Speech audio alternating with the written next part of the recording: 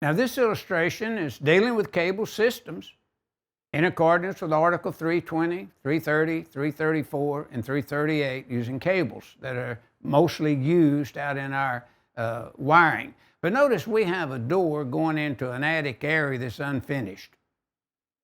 We could finish it in the future, or maybe, no, we're just going to store in there is all we're going to do. We're not ever going to finish it out. It would be up to the purchaser who purchased this home or this office area, whatever it may be. But notice we have a door walking in. Now, a cable that's above 7 foot is considered protected. A cable below that, that's surface mounted on the studs like you see there, the framing members, then you'd have to put guards around there because the cable run is below 7 foot level and shall be required to have guard strips. But see, we can get with the authority.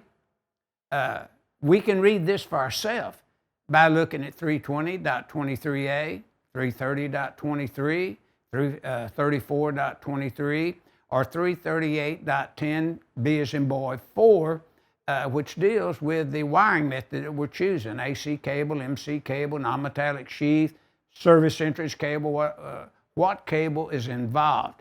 And then notice if you're running on top of the studs, then you would need to have your guard strips to protect the cable. You'd say, no, it's the cable is run through the center of the framing members and this floor is finished. Then it is protected. But this attic is accessible by door. And so you have to look at the 7 foot rule. And I'll tell you, coming out the gate, if you have a pulled down stairwell or you have an attic scuttle hole entrance, you must look at 320.23a. Look at that 7 foot rule.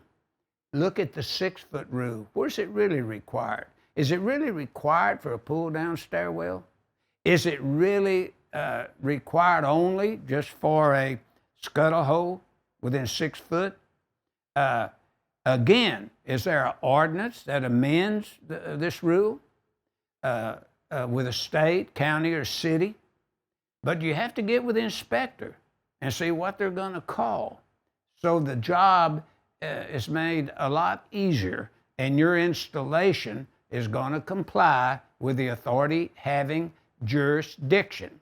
Now notice this illustration illustrates where the cable is protected because it's over 7 foot high or it's below 7 foot, and then certain protection schemes have to be provided, and you have the sections listed as an electrician that you can review and know how these cable systems are considered protected from physical damage. And again, I'll point out that Chapter 3, starting with Article 300 through the 300 series, belongs to the electrician when they're making the installation of cables, raceways, boxes, and so forth.